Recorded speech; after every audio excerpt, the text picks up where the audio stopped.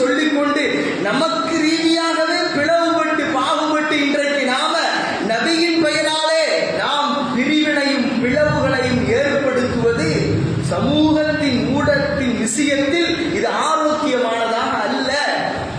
கடித்த வார்த்தைகளை, கடம்புறந்த வார்த்தைகளை எல்லாம் இந்த கமெண்ட் செக்ஷன்ல பார்த்தா இருக்குது. நீங்கெல்லாம் நரகவாதி, இவங்களே டிக்ளேர் பண்ணிக்கிறாங்க. நீங்கெல்லாம் நரகவாதி, நீங்கெல்லாம் சொர்க்கவாதி. சொர்க்கம் நரகம் என்பதை தீர்மானிப்பது யார் கையில், யாரின் முடிவில் இருக்கிறது? அது அல்லாஹ்வுடைய ஜட்ஜ்மென்ட்ல நம்ம சொல்லிக்கிறது. நினைத்து பார்க்க வேண்டும் அன்பிற்குரியவர்களே, இது எல்லாம் ஆரோக்கியத்திற்குண்டான வழித்தடங்கள் அல்ல. எனவே நபியை நேசிப்பது என்பது நபியை பின்பற்றுவதில் தான் இருக்கிறது.